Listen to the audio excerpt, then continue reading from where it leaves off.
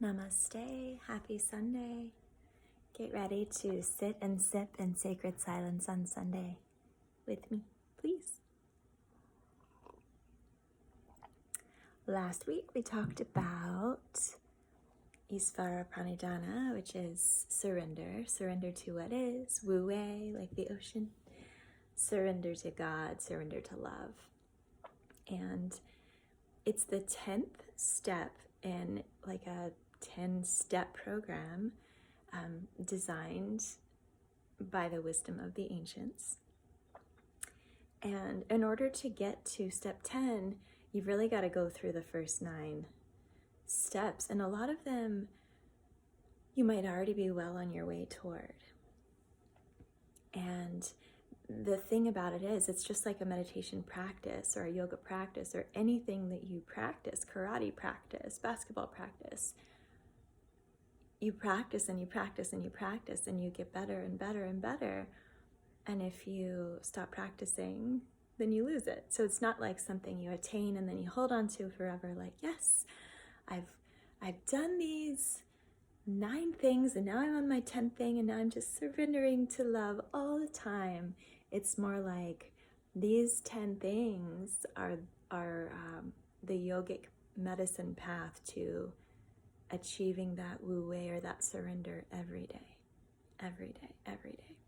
So I thought it'd be helpful to mention the 10. I'm just going to say them by name, Sanskrit and English. And then we're going to do a mini deep dive into Svadhyaya, which is the 9th, which is self-study. And then we're going to do a silent meditation. So this video is going to be a little shorter than usual, which you might appreciate. The first of the yamas is ahimsa, and it means loving kindness or non-harm. Non-harm. So when you're speaking without harming to yourself and to others, that's ahimsa. I won't deep dive yet into ahimsa. That's a whole video unto itself. Then we have satya, which is truth, telling the truth, both to yourself about what's really happening and to other people. Then there's asteya. Asteya is non-stealing, so not stealing time and energy away from yourself or from other people, not taking other people's things. The 4th and 5th always go together, and those are brahmacharya and aparigraha. That's non-attachment and non-hoarding. Or non-excess, some say. So that's like not overdoing. Brahmacharya is like, have sex, have a drink, eat some food, but don't go overboard. Don't become obsessed with the worldly pleasures. That's basically what brahmacharya is. And a parigraha kind of, they just sit together so well. It's like the concept of a parigraha is you have enough already. You don't need 9 different, raincoats. You don't need 6 pairs of sneakers. You don't need a purse that matches each of your shoes. You don't need to have multiples of everything. You don't even really need any of it. You want it. We have creature comforts. There's nothing wrong with that. But non-excess is what a parigraha is about. Saucha. We've talked about saucha. It's cleaning, just like cleansing, getting rid of what no longer serves you, both in your physical body, in your spiritual body, in your home. That's saucha. Let's see. Then we have contentment, santosha. That's just being really grateful for what you have, being okay with what you have, settling into this space of like, I'm totally good. I want nothing. I have everything that I need. It's sort of like it works with abundance and scarcity. It's like getting out of that scarcity mindset of, oh, I need more, I need more, and stepping more fully into the abundant mindset of like, I have plenty, there is enough. That's 8. No, that's only 7. The 8th is tapas. Tapas is about austerity, or like the fire inside us all. It's about our desire and our integrity. And that's what this, my flame princess tattoo represents. And there's the word tapas. And then we come to Svadhyaya, which is the 9th, which really leads us directly into Isvara Pranidhana. So I think it's so beautiful and interesting how in many of the world's different religions and practices, you see things repeated and like very similar. And the similarity I'm going to draw here is Svadhyaya, self-study, which is looking deeply at yourself and looking deeply at what makes you tick and why you do the things you do and what you've been holding on to and what has shaped you into the human that you are and why you react a certain way to certain things. I'm going to draw a line to Buddhism, and I'm going to draw a line to Alcoholics Anonymous, because in AA, in their 12-step program, and if you ever get curious about that, you don't even have to be an alcoholic to go through the 12 steps, but I highly recommend it for everyone. And Russell Brand, who used to be a comedian, and now he's just really a spokesman for truth, and he's funny and he's sexy and he's interesting and very smart. And he's sort of repackaged the 12 steps in a way that seems more current and has less of a religious value to it, which might be attractive to many. But anyway, there is a step, I believe it is step 5. No, it's 4. Step 4, it's a fearless moral inventory of yourself. And that's what Svadhyaya is. The word fearless, I have a little issue with it because that's impossible. But just like we notice what's happening in meditation without stopping the mind, we notice what's happening. It's the same with fear. I don't think fearless is possible. And I remember back when Nike had the slogan, "No fear." I was like, even as a child, I was like,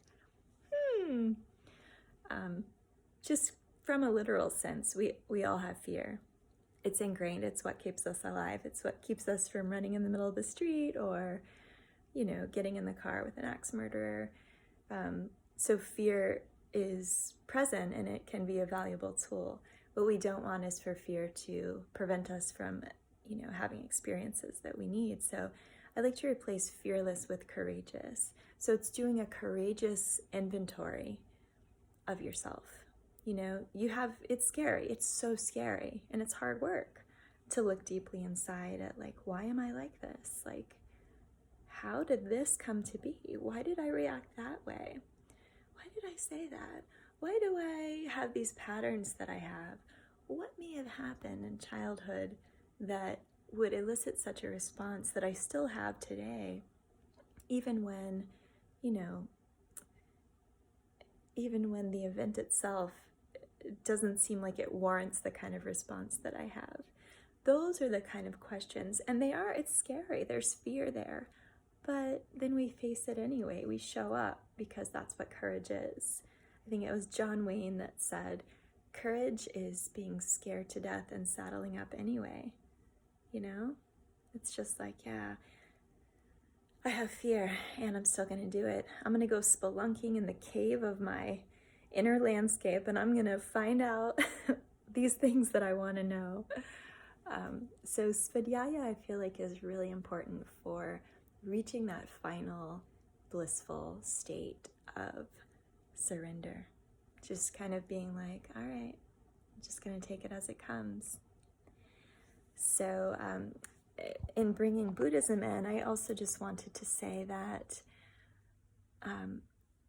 I've heard Pema Chodron, who I adore, what is the word? Oh, shoot. When something happens, and you're stuck in a conditioned tendency, and it's like you're triggered. You have this feeling of like, oh, this is happening. And then you act a certain way. But really, if you step back and look at it, the thing that you got all upset about isn't really happening. It's just something from the past. And gosh, Shinpa. Whew. I'm glad it came to me. It came to me in Pema's voice. Shinpa. Shinpa is when something happens that triggers you and you're responding to something that isn't actually happening right then, but it's something that happened in the past, and it was enough similarity to remind you of the thing, and then you have this shinpa. It's like this prejudice against what's happening. Just as an example, I know that I've experienced this in relationships with people who drink. I have a long history of being around alcoholics, and so I would have this shinpa. There's a particular man I was dating, and he would pour himself scotch, and I would immediately just have this visceral shinpa, this response, and I would just get kind of pissy. And he hadn't done anything, and he would be like, "Is everything okay?" And I'm like, "It's fine." I was younger. But I had to really notice and then share with him, you pouring yourself a scotch, it's great. You deserve it. It's something that you like to do at the end of the day. However, I think I'm working through something that I didn't even really know that I had to work through. And I taught him about Shinpa, and then we would say it to each other in relationship. I would do something and it would cause him Shinpa, whoa, my ex-wife used to do ... and it always led to ... And so when you just put on lip gloss, it just reminded me, and I just had all these feelings. And we could really talk to each other and laugh with each other, not laugh at each other, but just say, "Thanks for letting me know," and just see how funny it really is to be human and to respond to things that aren't even really happening. So with Svadhyaya, you get to dig deep and see what those things are all about. Some resources I'm just going to throw out for digging deep. I mean, obviously, all you need is yourself to look at yourself. But I really do strongly recommend looking into step 4. Even if you just Google, what's step 4 in AA, then you'll just kind of see it, and you can just do it from there. It's basically you literally list out all the things that you have resentment about, everything that's happened. And then you notice, am I still carrying that around? And then you do the work to let it go, to say, oh, I don't need that, and I don't need that, and I don't need that, and I don't need that, and I probably don't need to carry that around anymore. And it's through this process of forgiveness and compassion and gratitude that you start to just release all these feelings of resentment, which really just keep you bound up, and they keep us repeating patterns that are not healthy for us in relationships or in life in general. That's one resource. I also, I love Gabor Mate and Brene Brown. They're amazing. You can check out their books or their YouTube. They have little channels where they have little videos. Gabor Mate really helped me understand where my sense of abandonment came from, because my parents were very loving and attentive, so I wasn't really sure what that was about until I realized I had been in the hospital for 2 weeks right after birth alone, and even things you don't remember, but your first experiences as a human, it shapes a lot of who you are and how you are. So look into what your birth was like, and look into what the first few weeks of your life as a human were like. And then, of course, Pema Chodron, Jack Cornfield's. Those are really good sources to read about. I said this would be a short video, and it's not. So without further ado, it's time for us to meditate. In keeping with,